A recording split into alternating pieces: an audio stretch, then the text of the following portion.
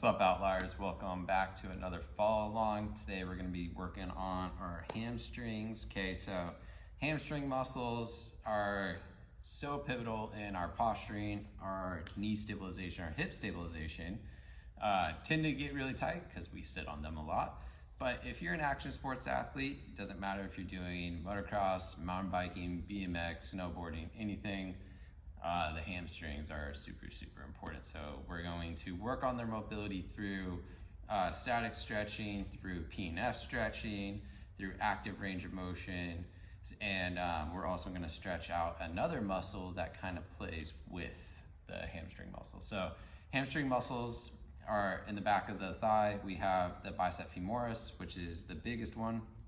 We have the semitendinosus and the semibriminosus. That's kind of a mouthful, but those are the three main hamstring muscles. And then we have a muscle called the gracilis, which kind of plays with the hamstring. It's an adductor knee flexor, so it does a little bit of both. So we'll be also stretching that. So we're going to start with static stretching first to keep it nice and easy, and then we will actually reassess our static stretching after we go through a couple of modalities of movement to help the hamstrings improve. So first things first is we're going to just actually assess where our hamstrings are by lying on our back and actively raising our leg up. Now, I can't necessarily see from the side where I'm at here, but I can get a pretty good idea. So I can see where this one's at. So we're gonna be looking to try and improve that and then see where this one's at. It looks like this right one's up a little bit higher. So that looks pretty good. So now that we have that assessed, we're going to move into a static stretch, which is just a runner's stretch for the hamstring. Very simple. We're gonna take a knee, and then we're gonna stick one leg out, and then we're going to drop our hands down and towards. So pretty simple, easy stretch for the hamstrings. Also doesn't require any equipment, any props, anything like that, which is why I'm a big fan of it. But we want to try and keep our knee straight but not locked. So we don't want it locked out, but we want it straight. So we're gonna even be able to reach back and feel those muscles back there and feel those hamstrings under tension. Now, if you're feeling really good with it, you can of course grab your foot and drop down even further. That's even a big stretch for me right here today. Went running yesterday, so maybe hamstrings are a little bit tight. However, this is a great one. We're just gonna breathe into this, take some nice deep breaths in through the nose and out through the mouth. So kind of relaxes us a little bit. Let's accept that stretch a little bit more. And then we're going to actually bend the knee and break forward a little bit. Now, hopefully what you feel by doing that is the stretch go from more back behind the knee to actually up more towards the rear end there. So straight knee is gonna stretch more of the insertion where that muscle attaches, while bent knee is gonna stretch the origin where it originates from. So we got both of these going on here. We first did that insertion stretch, now we're doing that origin stretch with a little bit of a bent knee. So now we're gonna switch to the other side. So we'll start with the knee a little bit more straightened so that we're getting that insertion stretch. And then we'll go into the origin stretch after about 20 or 30 seconds. So this is interesting because lying down and doing that assessment to start, it seemed like my right leg actually had a little more active range of motion when I raised it up through that hamstring, but that right leg actually had more of a stretch going on as well. So we'll see when we reassess how this actually looks here. So now we're gonna bend that knee a little bit, get more up into the rear end or that origin of the hamstring. And we do want to try and keep the toe upwards. We don't want to necessarily plantar flex and point it out. If you did that, you'd probably feel a release of the stretch because it will actually shorten its most distal end of the posterior chain down here closer, and then that's further away, so that keeps that extra inch or so in that posterior chain to allow that stretch. So Now we did insertion, origin, stretch. Now we're going to stretch out that gracilis muscle that I talked about that runs on the inside of the leg. This comes from our pubis up in our pelvis all the way down to our medial tibia, the lower big bone of the leg. So to do this, we're going to simply wide leg, forward fold, and then once we're in our wide-legged forward fold, we're going to just pull to one side. So we're gonna go left first, so everything turns to one side, and we're trying to stay in there. You will feel your adductors as well with this, which is not a bad thing, stretching out another set of muscles. Adductors are 3 muscles, the brevis, longus, and magnus, so short, long, big, running off of the inner pelvis and actually attaching into the femur here. So butterfly stretch would also stretch out those 3 muscles out, but we're looking more for the gracilis, which runs more inwards and is longer. Not quite as fat though, so it's a pretty skinny muscle. So then we'll switch it up, just switch over to that other side. So remember, the whole torso is turning. And you're gonna feel your hamstrings during this too, which is fantastic because that's what we're gunning for, is hamstring mobility today, or flexibility today. Hip mobility, hamstring flexibility. That's a big thing. It's like, you know, assessing joint range of motion would be more of your mobility side of things, while assessing muscular range of motion is more of like the flexibility, which muscular tightness typically is going to come from weak muscles, overused muscles, and can also be a neuromuscular issue as far as the nervous system activating those muscles for no reason, so it causes them to be tight. So now that we have done that wide-legged forward fold, one side, the other side, we're going to move into a PNF stretch. Now, PNF, don't worry too much about what this really means. We're just gonna trick our nervous system, as I just said, can actually grab and hold on to tightness of our muscles. So by doing PNF, which is a peripheral neuromuscular facilitation, is going to help trick the release of the muscle through actually activating them and then stretching them. So it's gonna help bypass a couple of the systems at that cellular level to help the muscles relax more. For this, we need a strap, a band, a towel. Doesn't really matter what you're using, just something that you can leverage and pull, and also give a little bit of a resistance to the leg.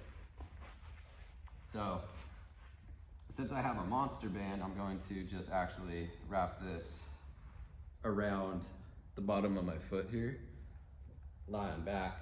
I'm gonna pull this back as far as I can, which this is now a passive stretch, which is fantastic because you can see my leg is now higher than it was in that active stretch, so I get a little bit more. But I want resistance here. So if you're using a towel, you're gonna have to kind of play a little more tug of war with yourself, but since I got a band here, I'm just gonna fire against that band. Hold it, 2, 3, 4, release. So each time I come back, hopefully after that activation, I can get just a little bit more. We're gonna do this 3 times per side. So we're gonna press in with resistance. Maybe you should have grabbed a heavier band for myself, but 1, 2, 3, 4, release. And then one more time, press it, resistance, 3, 4, release.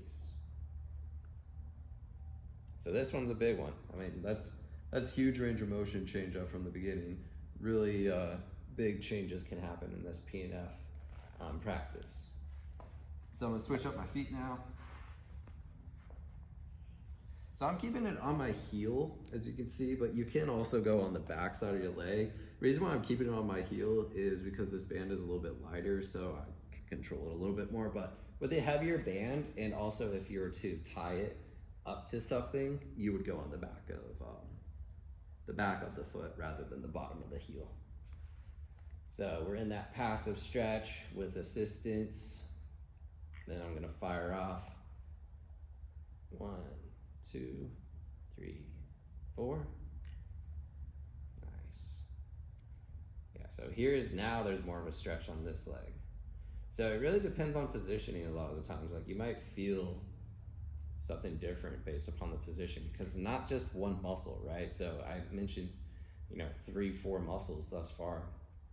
So position might put one of those muscles as the primary being stretched, and it might put another muscle as the secondary, and then you switch it and now they flip position. So the body's not, super straightforward where it's just like, oh, this is that. You can change a lot of things, and it changes the muscular activation or stretching a ton. One more time. 1, 2, 3, 4.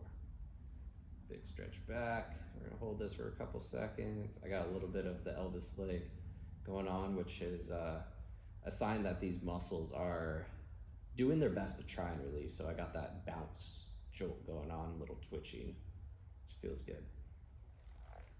All right. Done with that. So last thing we're gonna do is just an activation with the hamstrings. So it's gonna be activating the quad and getting the hamstrings to move before we reassess. These are hamstring kicks, very straightforward. We're gonna do 10 per side. So we're gonna stay on our back. We're gonna pull the knee up as far as we can go without it bouncing out. We're gonna bring it up to the chest, and then we're just gonna kick that leg up. And we're gonna do this 10 times per side. So this is the final movement before we reassess our range of motion. And then compare to the beginning range of motion. So hopefully we see a difference in angles from one to the other. I'll have to put a side-by-side photo in the video to show the difference of the angles here. Unless there's no change in angles, then it won't show it. I'm sure there's gonna be plenty. So once you did your 10 on one side, just switch it to the other side, pull that knee up, hands are in the back of the thigh, and we're just kicking it out. Inevitably, there's gonna be change.